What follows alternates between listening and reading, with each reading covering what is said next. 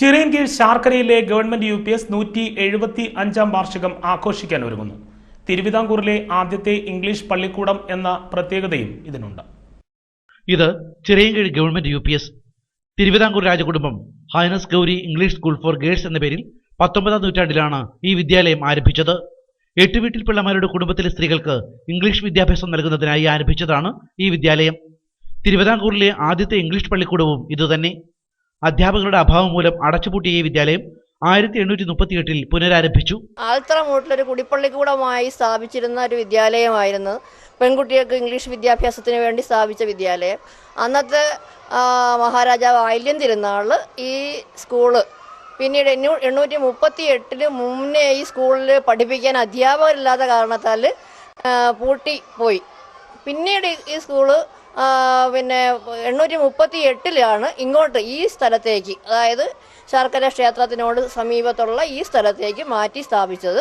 ആൺകുട്ടികൾക്ക് പഠിക്കാനായി ശാർക്കര ക്ഷേത്രത്തിന് സമീപം മലയാളം പള്ളിക്കൂടം സ്ഥാപിച്ചു.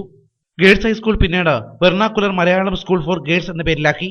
1972 ശേഷം രണ്ട് സ്കൂളും ഒന്നായി ചേർന്ന് ഗവൺമെന്റ് UPS ചിറയൻകീഴായി.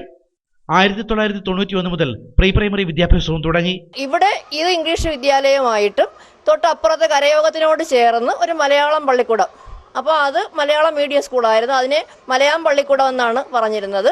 പിൽക്കാലത്ത് വർഷങ്ങൾക്ക് ശേഷം ഈ രണ്ട് സ്കൂളും ഒന്നായിട്ട് വെർണാക്കുലർ മലയാളം സ്കൂൾ എന്ന് പറഞ്ഞിട്ടാണ് പിന്നീട് ഈ സ്കൂൾ അറിയപ്പെട്ടത്. നിത്യഹരിത നായകൻ പ്രേം നസീറും നാടകാചാര്യൻ പ്രൊഫസർ G ശങ്കരപിള്ളയും നടൻ GK പിള്ളയും ജസ്റ്റിസ് D ശ്രീദേവിയും ശോഭന പരമേശ്വരൻ നായരുമൊക്കെ ഇവിടെ പഠിച്ചവർ. ഇപ്പോൾ പ്രീ പ്രൈമറി മുതൽ 7ാം ക്ലാസ് വരെ 297 വിദ്യാർത്ഥികൾ ഇവിടെ പഠിക്കുന്നു. 152 ആൺകുട്ടികളും 145 പെൺകുട്ടികളും. ഒരുപാട് കുട്ടികൾ നല്ല നിലയിൽ പോയ ശാസ്ത്രജ്ഞന്മാരുണ്ട്, ഡോക്ടേഴ്സ് ഉണ്ട്, മാധ്യമരംഗങ്ങളിൽ പ്രവർത്തിക്കുന്നവരുണ്ട്, പിന്നെ കലാരംഗത്ത്, കായിക രംഗം, ഇങ്ങനെ വിവിധ മേഖലകളിൽ പ്രവർത്തിക്കുന്ന ഒട്ടനവധി വിദ്യാർത്ഥികൾക്ക് ജന്മം നൽകിയ ഒരു സ്ഥാപനമാണിത്. അപ്പം എല്ലാവരെയും ഇപ്പം പരമാവധി ആളുകളെ സംഘടിപ്പിച്ചുകൊണ്ടുള്ള ഒരു വർഷം നീണ്ടു നിൽക്കുന്ന ഒരു പരിപാടി നടത്തണമെന്നാണ് ഞങ്ങൾ തീരുമാനിച്ചത്. അപ്പം അതിന് മുന്നോടിയായിട്ടൊരു സ്വാഗത സംഘം രൂപീകരിക്കാൻ തീരുമാനിച്ചിട്ടുണ്ട്. സ്കൂൾ ഇപ്പോൾ 175-ാം വാർഷികം ആഘോഷിക്കാനുള്ള തയ്യാറെടുപ്പിലാണ്.